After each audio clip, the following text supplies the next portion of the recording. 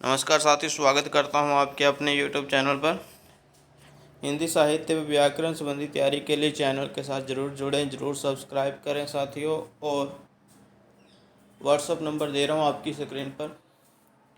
और साथियों, आप हमें कोई भी जानकारी, कोई भी सुझाव देना चाहते हैं तो इस नंबर पर मैसेज करके दे सकते हैं। तो चलिए आज का हमारा जो टॉपिक है उसे पढ़ते हैं। आज कबीर के बारे में पढ़ेंगे साथियों, बहुत महत्वपूर्ण जानकारियाँ। संत कबीर जन्म 1398 काशी में और मृत्यु 1518 ईस्वी मगहर में। कबीर चरित्रबोध में इनकी जन्म तिथि का निर्देश मिलता है। इनके माता पिता नीरू नीमा और पुत्र पुत्री कमाल कमाली थे। इनकी पत्नी के रूप में लोई का नाम लिया जाता है। इनके गुरु रामानंद थे। हालांकि इनके कुछ न्यायी शेख तकी को भी इनका गुरु मानते हैं, जो सिकंदर लोदी के समकालीन थे। कबीर की वाणी का संग्रह इनके शिष्य धर्मदास ने बीजक 1464 ईस्वी में नाम से किया था। ठीक है, इनकी वाणी का संग्रह इनके शिष्य धर्मदास ने किया। पता ही होगा आपको, यदि पढ़ा है इनके बारे में, रामायणी, शबद और साखी नाम से। इसके 3 भाग हैं इस पुस्तक के, बीजक के। आगे का साथियों कुछ और जानकारी जो कि आवश्यक हैं। साखी जो रचना है, इसका जो अर्थ होता है, शाब्दिक अर्थ इस रचना का, साखी का अर्थ होता है साक्षी। ठीक है, साक्षी, साक्षी मतलब गवाह। ठीक है, होता है ना साक्षी। साखी का अर्थ क्या हुआ? शाब्दिक साक्षी। तो छंद कौन सा प्रयोग हुआ इस रचना में साखी के लिए? जो भी बाणी ये दोहे लिखे हैं, दोहा और सोठा व चपाई भी इस साखी पुस्तक में देखने को मिलता है। आगे साथियों, सुदुक्कड़ी भाषा का प्रयोग हुआ है साखी रचना में। जो सुदुक्कड़ी जो है, ये किस भाषाओं के मेल से थी? राजस्थानी पंजाबी मिली खड़ी बोली। राजस्थानी पंजाबी मिली खड़ी बोली। ठीक है साथियों, ये याद रखना है आपने। साखी रचना जो है उनकी, उसकी भाषा, उसमें छंद कौन से है? दोहा, सोठा, चौपाई। ज़्यादातर दोहा और शाब्दिक अर्थ साखी का साक्षी। आगे है साथियों शबद। ठीक है, शबद जो एक अन्य रचना है उनकी, साखी, शबद, रामायणी। एक बीजक एक रचना है, पहले ही बता देता हूँ। ठीक है, बीजक काव्य संग्रह है उनका, जो धर्मदास ने किया। इसी में साखी है, मतलब बीजक के 3 पाठ हैं। पहला साखी, जिसका शाब्दिक अर्थ साक्षी, फिर दूसरा है शबद, फिर तीसरा है रामायणी। अभी हम शबद पर पहुँचे हैं तो पहले उसको पढ़ लेते हैं। शबद का जो साथियों शाब्दिक अर्थ है वो देख लीजिए आप। शबद का शाब्दिक अर्थ होता है आर्थिक। ठीक है, शाब्दिक अर्थ है शब्द। ठीक है, शब्द का शाब्दिक अर्थ शब्द। तो इसमें जो शब्द में जो छंद है वो है गय पद। ठीक है, गय पद मतलब छंद तो नहीं कह सकते उनको, लेकिन हाँ, ये पंक्तियाँ गए मतलब गाने योग्य हैं, एक प्रकार का गीत हैं। और जिस शब्द में जो भाषा है वो ब्रज भाषा और पूर्वी बोली का अधिक पुट इसमें देखने को मिलता है। पूर्वी बोली, पूर्वी हिंदी है ना जो, ठीक है, उसमें अधिक देखने को मिलता है। आगे साथियों रामायणी। रामायणी का जो अर्थ है वो है रामायण। ठीक है, इसमें चौपाई और दोहा दोनों शब्दों का प्रयोग है। इसमें भी ब्रज और पूर्वी बोली का अधिक पुट हमें देखने को मिलता है। आगे चलते साथियों कुछ और बातें। आचार्य शुक्ल ने धर्मदास द्वारा संकलित बीजक का समय 1521 यानी 1464 माना है, जो तो पहले ही हमने बताया। कबीर की वचनावली की सबसे प्राचीन प्रति मतलब जो कॉपी, सब कबीर की जो वचनावली है, मतलब जो उनकी वाणी है, उसकी सबसे प्राचीन प्रति का समय 1564 ईस्वी यानी 1561 संवत माना गया है।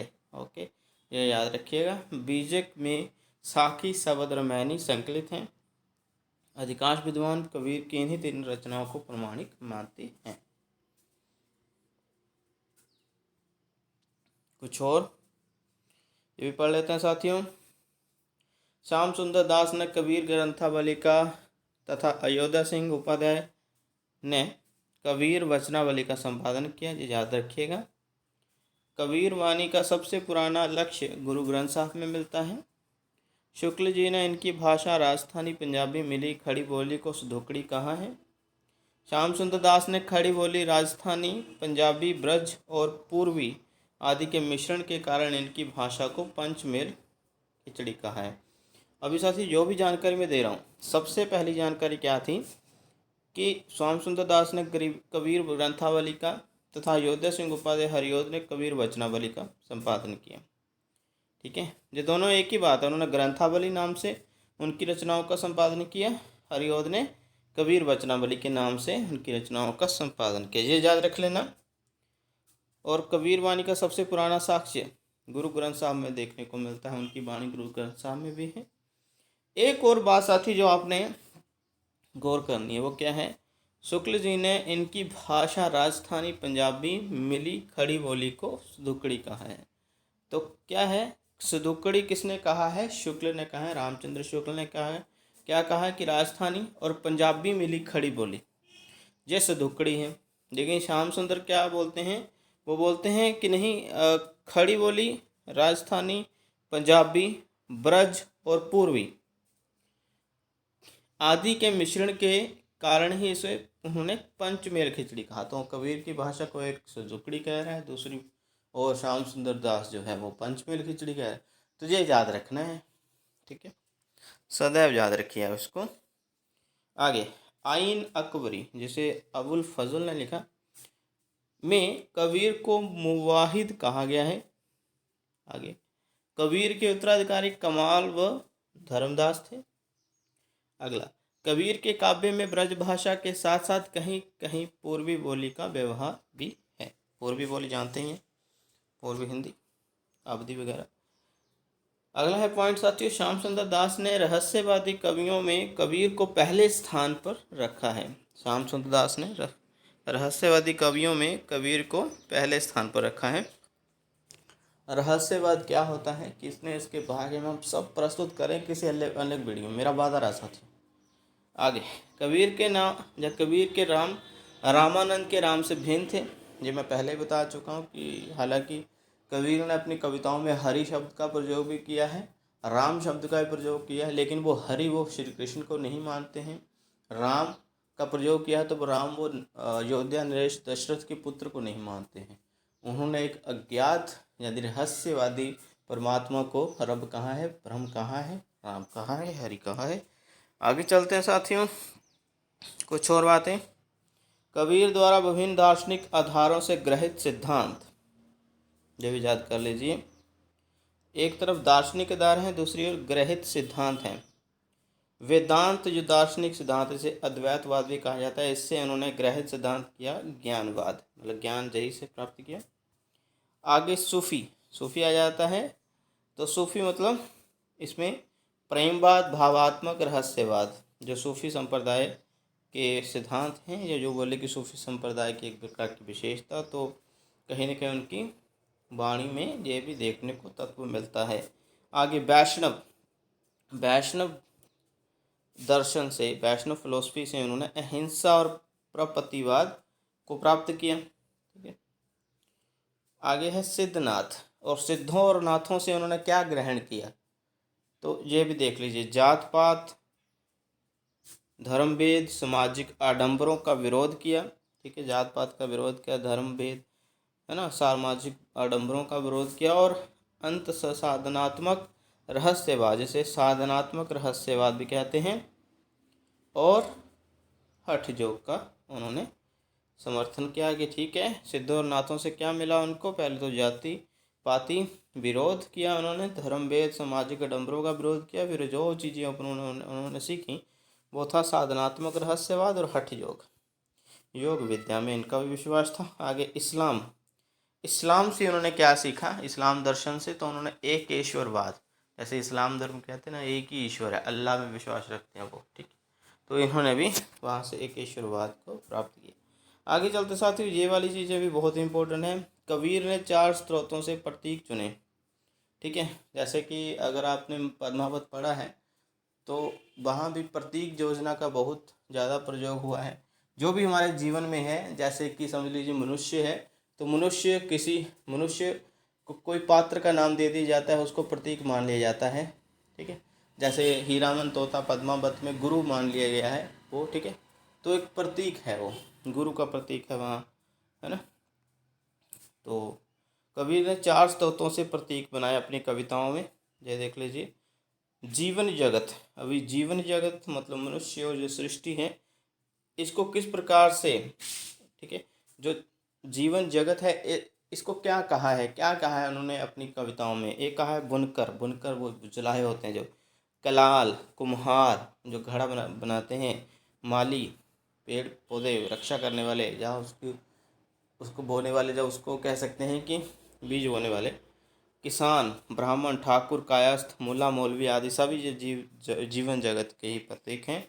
आगे हस्तकला उद्योग से ताना बाना सूत चरखा ये प्रतीक उन्होंने माने।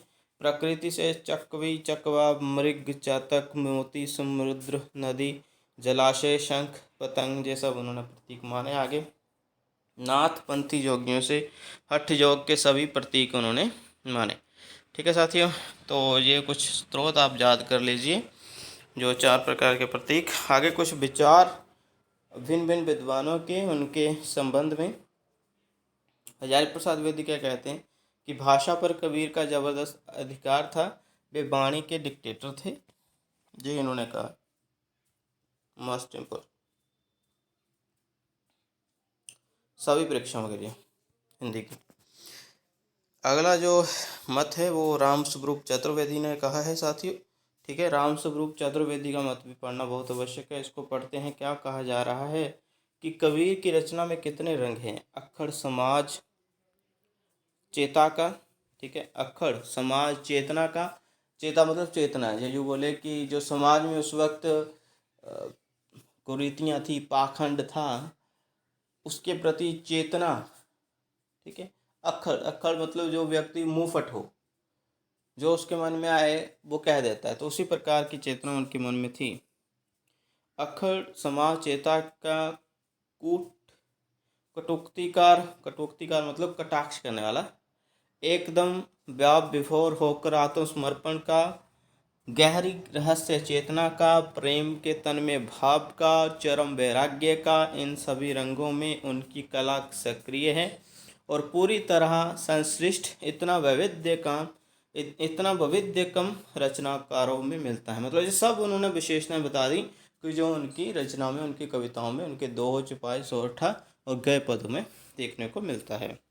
उन्होंने कहा कि इतना कम वैविध्य मतलब इतनी ज़्यादा विभिन्नता या इतनी का विविधता या वैरायटी जो है वो कम ही रचनाकारों में देखने को मिलती है। जाहिर है इसलिए फुटकर पद और दोहे लिखकर बिना महाकाव्य लिखे वे हिंदी में महाकवि हैं। बहुत बड़ी पंक्ति है साथियों, खासकर नेट वालों के लिए तो ये एक अमृत दान दे रहे हैं हम अपनी वीडियो से। रामस्वरूप चतुर्वेदी की यह पंक्ति आप अवश्य याद रखें कबीर के संबंध में। तो ये साथियों इसी प्रकार से हमारी ये वीडियो यहीं पर समाप्त होती है। कबीर के संबंध में केवल ये एकमात्र हमारा वीडियो है। इसके अलावा भी बहुत सारे वीडियोज़ अभी हमारे आने बाकी हैं, चाहे वो कबीर हो, चाहे वो जायसी हो, चाहे वो, हम अंत नहीं करेंगे एक ही वीडियो में, क्योंकि इनको एक वीडियो में समेटना साथियों एक इनके साथ अपमान करना ही होगा, ठीक है। हम वो नहीं करना चाहते।